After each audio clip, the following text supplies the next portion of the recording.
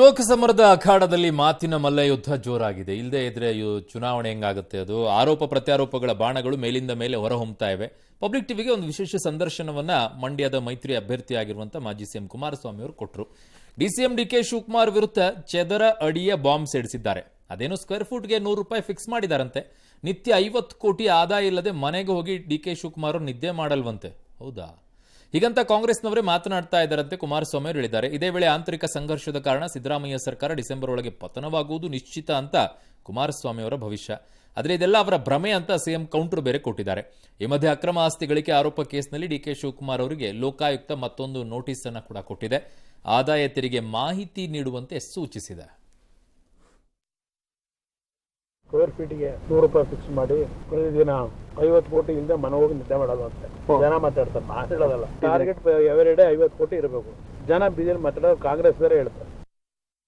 ಅವರೇನೋ ಬರೀ 5 ವರ್ಷದ್ದಲ್ಲ, ಇನ್ನೂ 10 ವರ್ಷ ಇರುತ್ತೆ ಅಂತ ಮೊನ್ನೆಲ್ಲ ಮೈಸೂರಿನಲ್ಲಿ ಹೇಳಿದ್ದಾರೆ. ಈಗ ನನಗೆ ಬೆಂಬಲ ಕೊಟ್ಟರದ ಹಾಗೆ ಎಷ್ಟಿದ್ದ ನಾವು 120 ಮೇಲೆ ಇದ್ವಲ್ಲ, ಅದೇಂಗೋಯ್ತು. ಅದೇ ರೀತಿ ಇದಕ್ಕೂ ಒಂದು ಅಂತಿಮ ಪಾರ್ಲಿಮೆಂಟ್ ಚುನಾವಣೆ ಆದ್ಮೇಲೆ ಗೊತ್ತಾಗುತ್ತೆ, ನೋಡೋಣ ಬನ್ನಿ. ನಾವು ನಿರ್ಧಾರ ಮಾಡಕ್ ಜ್ಯೋತಿಷಿಗಳಲ್ಲ. ಬಟ್ ನನ್ನ ಅಭಿಪ್ರಾಯದಲ್ಲಿ ರಾಜಕೀಯವನ್ನ ಚರ್ಚೆ ಮಾಡಿದ್ರೆ ಬರುವ ಡಿಸೆಂಬರ್ ಒಳಗೆ ಇದು ಉಳಿಯೋದು ಕಷ್ಟ. ಅವರ ಆಂತರಿಕ ಗಲಾಟೆಯಿಂದಲೇ ಹೋಗೋದು. ಯಾರು ಏನು ಹೊರಗಡೆ ಗಲಾಟೆ ಮಾಡ್ಬೇಕಾಗಿದೆ. ಈ ಲೋಕಸಭಾ ಚುನಾವಣೆ ಆದ ಮೇಲೆ ಕಾಂಗ್ರೆಸ್ ಸರ್ಕಾರ ಕರ್ನಾಟಕದಲ್ಲಿ ಪತನ ಆಗ್ತದೆ. ನಾನು ಹೇಳ್ತೀನಿ ದೇವೇಗೌಡ್ರೆ, ನಿಮ್ಮ ಭ್ರಮೆ. ಕರ್ನಾಟಕದ ಜನತೆಯ ಆಶೀರ್ವಾದದಿಂದ 136 ಸ್ಥಾನಗಳನ್ನ ಗೆದ್ದಿದೆ. ಬಿಜೆಪಿ ಗೆದ್ದಿರೋದು 66 ಸ್ಥಾನಗಳು, ನೀವು ಗೆದ್ದಿರೋದು 19 ಸ್ಥಾನಗಳು. ಸರ್ಕಾರ ಪತನ ಆಗ್ತದೆ ಅಂತ ಹೇಳಿ ದೇವೇಗೌಡರು ಹಗಲು ಕನಸು ಕಾಣ್ತಾ ಇದ್ದಾರಲ್ಲ, ಇದು ಸರಿನಾ? ಒಬ್ರಿಗೊಬ್ರು ಆರೋಪ ಮಾಡ್ತಾರೆ, ಪುರಾವೆ ಯಾರು ಕೊಡಲ್ಲ. ಸವಾಲಿಗೆ ಬರಲಿ, ಅಲ್ಲಿಗೆ ಚರ್ಚೆಗೆ ಬರಲಿ ಅಂತಾರೆ. ಅದು ಆಗಲ್ಲ, ಹೋಗಲ್ಲ. ರಾಜಕೀಯನೇ ಅದೇ ಅಲ್ವಾ? ಯಾರೊಬ್ಬರಾದ್ರೂ ಇಲ್ಲಿವರೆಗೂ ಪುರಾವೆಗಳನ್ನು ಇಟ್ಕೊಂಡು ದಾಖಲೆಗಳನ್ನು ಇಟ್ಕೊಂಡ್ಬಿಟ್ಟು ಇಂಥದ್ದು ಮಾಡಿದಾರಂತೆ ಯಾರೊಬ್ಬರಾದ್ರೂ ತೋರಿಸಿ. ಇನ್ಕ್ಲೂಡಿಂಗ್ ಡಿ ಕೆ ಶಿವಕುಮಾರ್ ಅವರು, ಇನ್ಕ್ಲೂಡಿಂಗ್ ಕುಮಾರಸ್ವಾಮಿ ಅವರು, ಇನ್ಕ್ಲೂಡಿಂಗ್ ದೇವೇಗೌಡರು ನೈಸ್ ವಿಚಾರದಲ್ಲಿ ತಂದಿಟ್ಟಿದ್ದಾರೆ. ನೈಸ್ ವಿಚಾರದಲ್ಲಿ ಅವರು ಅಲಿಗೇಷನ್ ಅನ್ನ ಮಾಡಿದಂಥ ಸಂದರ್ಭದಲ್ಲಿ ವಿತ್ ಡಾಕ್ಯುಮೆಂಟ್ಸ್ ಮಾತಾಡಿದ್ದಾರೆ. ಇನ್ನುಳಿದಂಥ ಯಾವ ವಿಚಾರದಲ್ಲಿ ಯಾವ ರಾಜಕಾರಣಿಗಳು ಮಾತನಾಡಿದ್ದಾರೆ? ಇದೇ ಕಾಂಗ್ರೆಸ್ನವ್ರು 40% ಅಂತ ಆರೋಪ ಮಾಡ್ತಾ ಇದ್ರು ಬಿಜೆಪಿ ಸರ್ಕಾರ ಇದ್ದಾಗ. ಎಲ್ಲೋಯ್ತದು? ತಂದಿಟ್ರ ದಾಖಲೆಗಳನ್ನ? ಸುಮ್ಮನೆ ಹೇಳ್ತಾ ಇರ್ತಾರೆ, ಹೋಗ್ತಾ ಇರ್ತಾರೆ ಅಷ್ಟೇ. ಜನ ಕೇಳಿಸ್ಕೊಂಡ್ಬಿಟ್ಟು ಹಂಗಂದ್ರಂತೆ, ಹಿಂಗಂದ್ರಂತೆ, ಇಷ್ಟೇ ಹೇಳೋದು. ಅದನ್ನ ನೋಡ್ಬಿಟ್ಟು ಓಡ್ ಹಾಕ್ಬೇಕು ಇವರಿಗೆ. ಏನ್ ಆಗತ್ತೆ ಅನ್ನೋದು ಗೊತ್ತಿದ್ದೇ ಏನೋ ವರ್ಕ್ ಮಾಡ್ತಾರಲ್ಲ ಇವರು. ಈ ವಿಚಾರದಲ್ಲಿ ಈಗ ಇವ್ರು ಹೇಳ್ತಾ ಇದಾರೆ, ಇನ್ ಕುಮಾರಸ್ವಾಮಿ 50 ಕೋಟಿ ಆದಾಯ ಇಲ್ಲದೆ ಮನೆಗೆ ಹೋಗಿ ಡಿ ಕೆ ಶಿವಕುಮಾರ್ ನಿದ್ದೆ ಮಾಡಲ್ವ ಅಂತ. 50 ಕೋಟಿನ ದಿನಕ್ಕೆ ಅಲ್ಲರಿ, ಕೂಲಿ ಮಾಡೋನು ₹300 ಜೀವನ ಹೋದ್ರೆ ಸಾಕು, ನನಗೆ ₹300 ದಿನಕ್ಕೆ ಸಾಕು ಅಂತಾರೆ. ಅಲ್ಲಿ ಯಾರೋ ತಳ್ಳೋ ಗಾಡಿಯನ್ನಿದ್ರೆ ನಂಗೆ ದಿನಕ್ಕೊಂದು ₹1000 ₹2000 ಬಂದರೆ ಸಾಕು. ಹೆಂಗೋ 50 ಕೋಟಿ ನಿದ್ದೆ ಬರಲ್ವಂತೆ. ಅಲಿಗೇಷನ್ ಮಾಡೋಕ್ಕೂ ಒಂದು ಲಿಮಿಟೇಷನ್ ಬೇಡವಾ? ಒಳ್ಳೆ ಶೇರ್ ಮಾರ್ಕೆಟ್ನಲ್ಲಿ ಲೆಕ್ಕ ಹಾಕಿದಂಗೆ ಆಯ್ತಿದ್ದು. ನಾನು ಇಷ್ಟು ಹಾಕಿದ್ದೀನಿ, ನಂಗೆ ಬರಬೇಕು ಇವತ್ತು, ಬರದೇ ಇದ್ರೆ ನಂಗೆ ಆಗಲ್ಲ ಅನ್ನೋ ರೀತಿಯಲ್ಲಿ ಆಗೋಯ್ತಲ್ಲ. ಅದನ್ನು ₹100 ಹೇಳ್ತಾ ಇದ್ದಾರೆ. ಏನದು ಸ್ಕ್ವೇರ್ ಫೀಟಿಗೆ ₹100?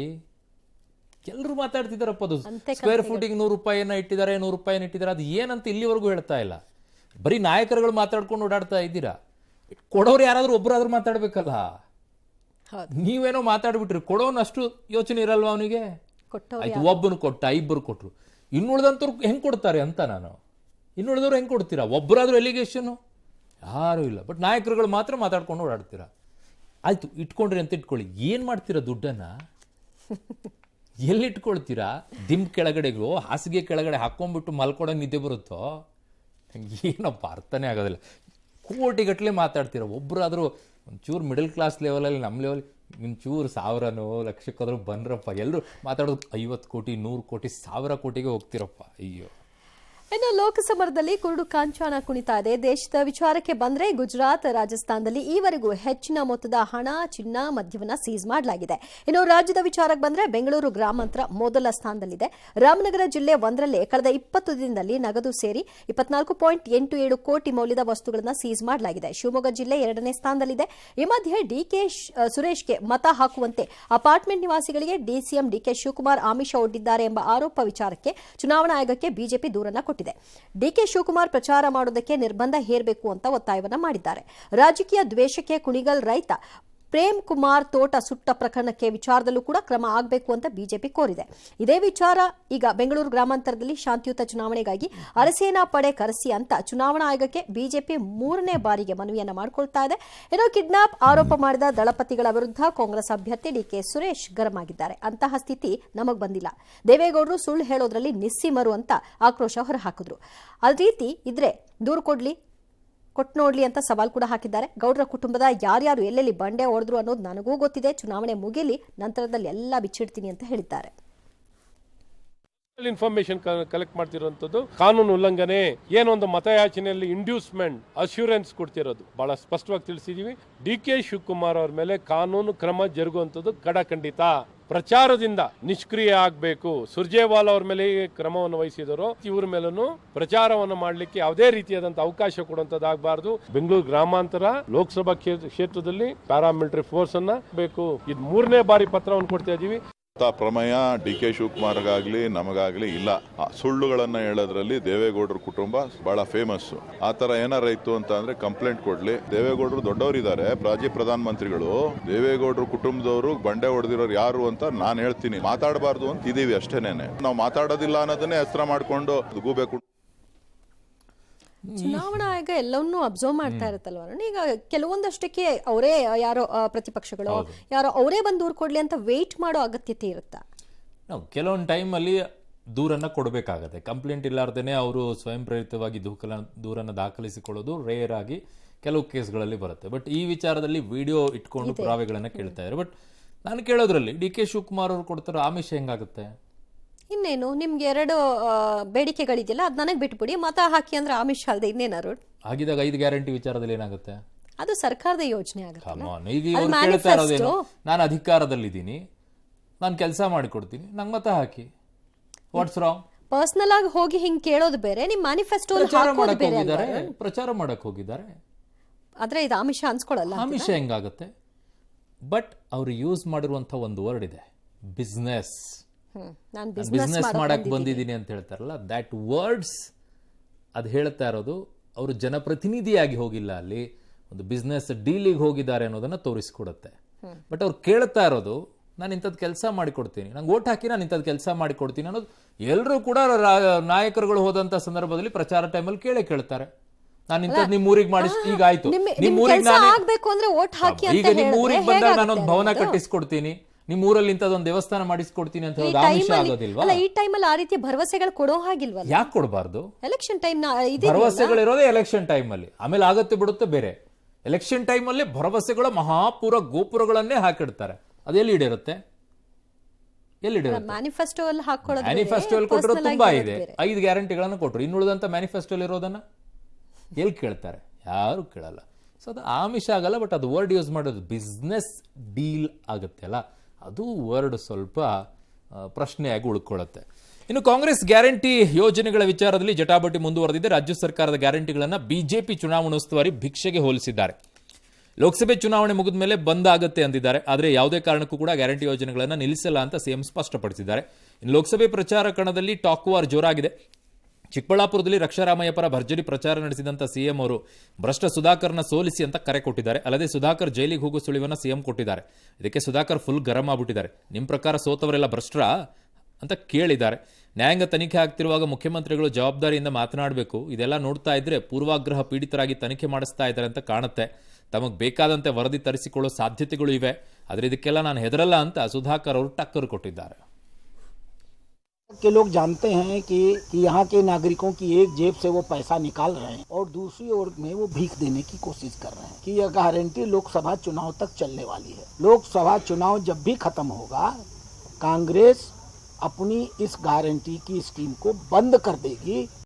ಕರ್ನಾಟಕದಲ್ಲಿ ಯಾವ ಕಾರಣಕ್ಕೂ ಕೂಡ ಯೋಜನೆಗಳನ್ನ ನಿಲ್ಲಿಸಲ್ಲ, ಗ್ಯಾರಂಟಿಗಳನ್ನ ಮುಂದುವರಿಸತಕ್ಕಂಥ ಕೆಲಸ ಮಾಡ್ತೀವಿ. ಒಮ್ಮೆ ನೀವು ತಿರಸ್ಕಾರ ಮಾಡಿರ್ತಕ್ಕಂಥ NDA ಅಭ್ಯರ್ಥಿ ಅವರನ್ನ ಮತ್ತೆ ಲೋಕಸಭೆಗೆ ಕಳಿಸ್ಬೇಕಾ ಈ ಭ್ರಷ್ಟರನ್ನ, ಇಲ್ಲ ಸೋಲಿಸಬೇಕಾ ಅಂತ ಹೇಳಿ ತೀರ್ಮಾನ ಮಾಡಬೇಕಾಗ್ತದೆ. ಇವರ ಭ್ರಷ್ಟಾಚಾರದ ಬಗ್ಗೆ ನ್ಯಾಯಾಂಗ ಆಯೋಗವನ್ನ ರಚನೆ ಮಾಡಿದ್ದೇನೆ. NDA ಅಭ್ಯರ್ಥಿ ಅವ್ರ ಮೇಲೆ ಸಾಕಷ್ಟು ಸಾಕ್ಷ್ಯಾಧಾರಗಳಿದ್ದಾವೆ. ಇವರು ತಪ್ಪಿತಸ್ಥರು ಅಂತೇಳಿ ಸಾಬೀತಾಗ್ತದೆ. ಭ್ರಷ್ಟಾಚಾರಿ ಅಂತೇಳಿ ತೀರ್ಮಾನ ಆಗಿ ಜೈಲಿಗೆ ಹೋಗ್ಬೇಕಾದಂತ ಪರಿಸ್ಥಿತಿ ನಿರ್ಮಾಣ ಆಗ್ತದೆ.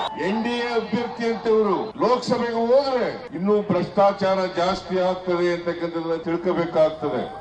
ಸೋಲೋರೆಲ್ಲ ಭ್ರಷ್ಟಾಚಾರ ಮಾಡಬೇಕು ಅಂತಿದ್ದೀರಾ ಗೊತ್ತಿಲ್ಲ ನನಗೆ. ಇದು ಹೊಸ ಫಾರ್ಮುಲಾವನ್ನ ಇವರು ಹೇಳ್ಕೊಡ್ತಾ ಇದ್ದಾರೆ. ಕಾನೂನಿದೆ, ಒಂದು ನ್ಯಾಯಾಂಗ ತನಿಖೆ ಆಗಬೇಕಾದ್ರೆ ಒಬ್ಬ ಮುಖ್ಯಮಂತ್ರಿಗಳು ಜವಾಬ್ದಾರಿಯಿಂದ ಮಾತಾಡಬೇಕಾಗಿತ್ತು. ಇದೆಲ್ಲ ಸುಧಾಕರ್ ಇಸ್ ರೈಟ್ ಅನ್ಸುತ್ತೆ ಈ ವಿಚಾರದಲ್ಲಿ. ಯಾಕೆ ಅಂತಂದ್ರೆ ಒಬ್ಬ ಮುಖ್ಯಮಂತ್ರಿಗಳಾಗಿರುವಂಥ ಒಂದು ನ್ಯಾಯಾಂಗ ತನಿಖೆ ಅಂತ ನಡೆಯುವಂತಹ ಸಂದರ್ಭದಲ್ಲಿ ಭ್ರಷ್ಟಾಚಾರ ಪೂರ್ವವಾಗುತ್ತೆ, ಆ ವರದಿ ಬರುತ್ತೆ, ಅವ್ರು ಜೈಲಿಗೆ ಹೋಗ್ತಾರೆ. ನೀವು ಹೇಗೆ ಹೇಳ್ತೀರಾ ನ್ಯಾಯಾಂಗ ತನಿಖೆ ಪೂರ್ಣ ಆಗ್ಲಾರ್ದೇನೆ? ಒಬ್ಬ ಮುಖ್ಯಮಂತ್ರಿಗಳಾಗಿರುವಂಥವ್ರು ನೀವು ಹೆಂಗೆ ಕನ್ಕ್ಲೂಡ್ ಮಾಡ್ತಾ ಇದ್ದೀರಾ? ಐ ಡೋಂಟ್ ನೋ ಅದು ಯಾವ ರೀತಿಯಾಗಿ ಹೇಳ್ತಾ ಇದ್ದೀರಾ ಅಂತ ಹೇಳಿ. ಗೊತ್ತಿಲ್ಲ, ನಡೆಯುತ್ತೆ. ಬಟ್ ಇನ್ನೊಂದು ಕಡೆ BJP ಅವ್ರು ಹೇಳ್ತಿದ್ರಲ್ಲ, ಭಿಕ್ಷೆಗೆ ಹೋಲಿಸ್ತಾ ಇದ್ದೀರಲ್ಲ. ಹಾಗಿದ್ರೆ ಕೇಂದ್ರದಲ್ಲಿ ನೀವೆಲ್ಲ ಕೊಡುವಂಥದ್ದು ಭಿಕ್ಷೆ ಅಂತ ಅನ್ಕೊಳ್ಬೇಕಾ? ಏನು ಮಾತನಾಡ್ತೀರಾ? ಯಾವುದು ಎಲ್ಲಿಗೆ ಮುಟ್ಟಬೇಕಾಗಿದೆ ಅದನ್ನು ಸರಿಯಾಗಿ ಮುಟ್ಟಿಸಿ ಅನ್ನೋದನ್ನು ಮಾತನಾಡಿ. ಭಿಕ್ಷೆ ಅಂತ ಡೋಂಟ್ ಯೂಸ್ ದಟ್ ವರ್ಡ್. ಪಾಪ ಅದನ್ನು ಇಸ್ಕೊಳ್ಳೋರ್ಗೆ ಏನು ಅನಿಸ್ಬೇಕು ನಿಮ್ಮ ಮಾತುಗಳಿಂದ? ನಿಮಗೆಲ್ಲ ಕೊಟ್ಟಿರ್ಬೋದು ದೇವರು, ಕೆಲವ್ರಿಗೆ ಇನ್ನೂ ಪಾಪ ಕಷ್ಟ ಇದೆ. ಈ ಥರ ಯೂಸ್ ಮಾಡಬೇಡಿ ನಿಮ್ಮ ರಾಜಕೀಯಕ್ಕೋಸ್ಕರ. ಇನ್ನು ಮಂಡ್ಯ ಚುನಾವಣಾ ಕಣ ಮತ್ತೊಮ್ಮೆ ರಣಕಣವಾಗಿ ಮಾರ್ಪಟ್ಟಿದೆ. ಕಳೆದ ಬಾರಿ ಸುಮಲತಾ ಪರವಾಗಿ ಪ್ರಚಾರ ಮಾಡಿ ಗೆಲುವಿಗೆ ಸಹಕಾರಿಯಾಗಿದ್ದ ದರ್ಶನ್ ಈ ಬಾರಿ ಕಾಂಗ್ರೆಸ್ ಅಭ್ಯರ್ಥಿ ಸ್ಟಾರ್ ಚಂದ್ರು ಪರವಾಗಿ ಪ್ರಚಾರವನ್ನು ನಡೆಸಿದ್ದಾರೆ.